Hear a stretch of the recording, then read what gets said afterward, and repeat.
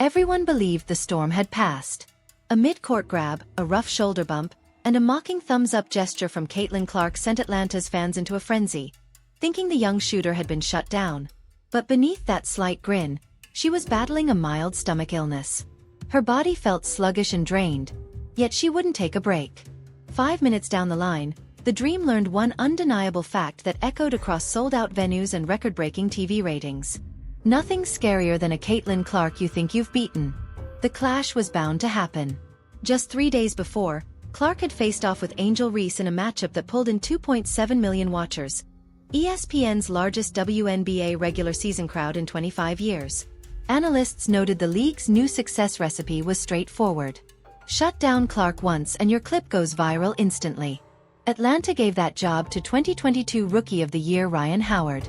Her game plan: clutch Clark's uniform on every move, throw elbows at every pick, and talk trash after every call. Howard's first move was a jersey pull at center court that officials missed. Clark turned around, flashed an exaggerated thumbs up that went viral instantly, then kept moving. That single instance lit up the internet and signaled to 10,000 spectators the battle wasn't finished. But Howard craved more than internet fame. She craved control of the game. She shadowed Clark across every square foot, bumping bodies, hitting arms. During the first 6 minutes, the Fever attack stalled. Their young sensations stuck at the perimeter with no room to operate. The Dream jumped ahead by 9 points, and State Farm Arena hummed with one thought. Had someone finally cracked the code? What Atlanta missed was that Fever coach Stephanie White was already tearing up that strategy and firing it right back. And that was just the first push.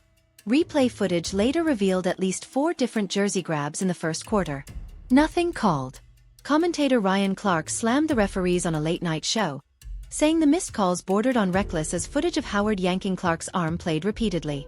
TalkSport followers bombarded feeds with screenshots, highlighting marks spreading across Clark's shoulder. The league embraces tough play. But this felt like hunting season. Clark's response wasn't aggression or yelling, but adaptation. If officials wouldn't shield her, she'd shield possession. She adjusted her tempo, spreading her dribble wider, luring defenders into charges she could evade. Penetrations became fakes. Assists became surgical strikes. The rookie fired a left-handed bounce pass between 2 defenders for a Natasha Howard score and muttered, "Grab that one." Cameras recorded it. The building sensed it. And instantly, the Dream's confidence cracked.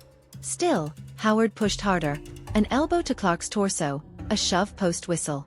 Clark's reply was barely more than a stare and words that microphones just picked up. "You don't intimidate me. The Times of India." Those words dominated every sports segment within 60 minutes. But Stephanie White had already pulled a bigger trigger because rough play can target one person, but it can't cover everyone at once. Out went the struggling lineup. In came explosive energy. Sophie Cunningham, recovering from an ankle injury, bolted onto the court. Lexi Hull, shooting a league-best 48% from distance, positioned beside her on the perimeter. With Kelsey Mitchell racing to spots and Caitlin running the show from above, Atlanta's defensive structure collapsed. First trip down, Hull sprinted off a double screen. Bucket. Next, Cunningham slipped behind a ball-watching defender. Simple layup. Atlanta switched to zone defense. Clark controlled tempo, whipped a cross-court pass to Mitchell. Money.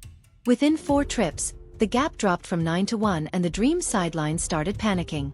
Statistics revealed the truth. With Clark, Cunningham, Hull, and Mitchell playing together, the Fever produced at a scorching 1.47 points per possession, nearly twice their opening quarter output. During those moments, Hull prowled the wings like a stalking predator. Cunningham pursued every deflection, and Clark, still 1 for 8 shooting, piled up helper after helper. Howard continued committing fouls. The referee finally called one, but just a regular infraction. The audience jeered the stoppage, though it was a charitable decision. Without it, the building might have exploded.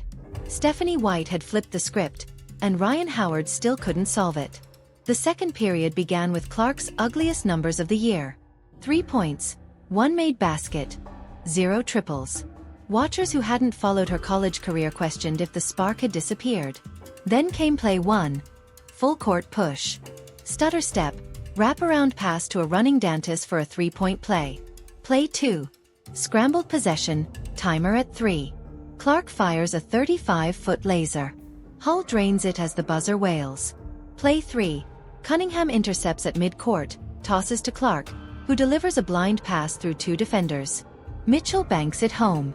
Within 2 minutes, the young star recorded 3 helpers, 2 secondary assists, and forced Atlanta's coach into calling timeout.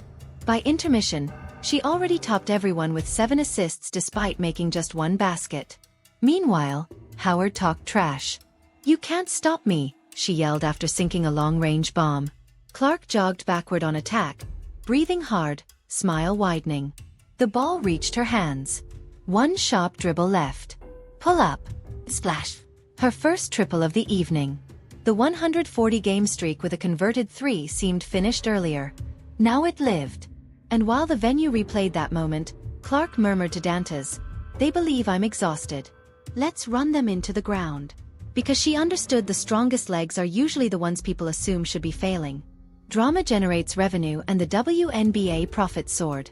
Videos of Clark's thumbs up, her fearless comeback, and Howard's screams spread across devices. The contest climbed to trending top spot on X and surpassed 800,000 live viewers on WNBA League Pass. Unprecedented for a Thursday evening. ESPN inserted a live update, riding the same momentum that had generated that 2.7 million viewer Clark Reese battle 4 days prior. Inside the venue, Howard's expression changed every time Clark neared. Cunningham spotted it, elbowing her young partner. "She's shaken." Following possession, Sophie blew past Howard for a score, beating her chest. Mitchell followed with a confidence 3, yelling, "Bang!" as the mesh popped. But the dream refused to fold. Howard connected on consecutive mid-distance shots, complete with a nod and a finger aimed toward Clark. Watchers at home witnessed what resembled a championship bout, and the scoreboard stayed locked within 2 possessions. Then, at 308 of the third, Howard pushed Clark following another whistle. No upgraded call, only jeers. Clark wiped invisible dirt from her uniform and smiled at a nearby spectator. That picture, half stare, half smirk, reached social platforms before the next throw-in. Still, loud words without finishing strength is merely noise. And the final period would reveal who could truly finish.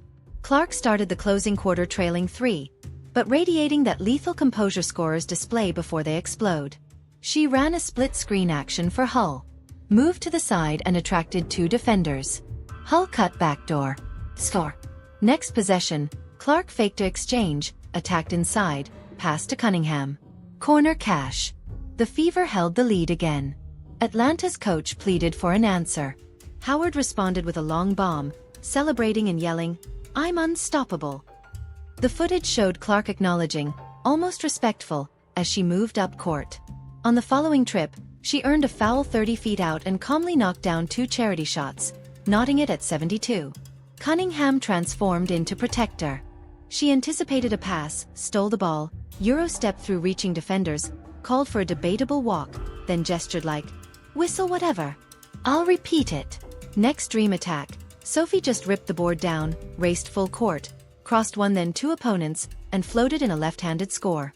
Fever ahead 4. 141 left. Atlanta stopped play. The broadcast captured Howard gazing blankly as if the floor itself had tightened beneath her feet. But Clark wouldn't let pressure fade softly. She turned toward the circle, voice steady. Swiss bank delivery on 3. Reliable as currency.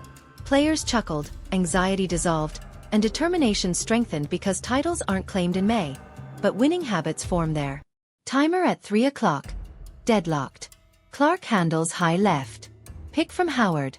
Natasha, that is. Dream rotation. Young star drives hard. Defense shrinks. Pass. Hull corner. Swish. Fever ahead 3. 2:22. Dream counter.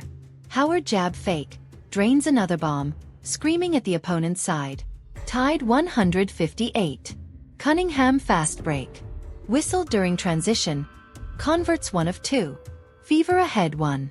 132. Howard curl through paint. Gentle finish. Dream ahead 1.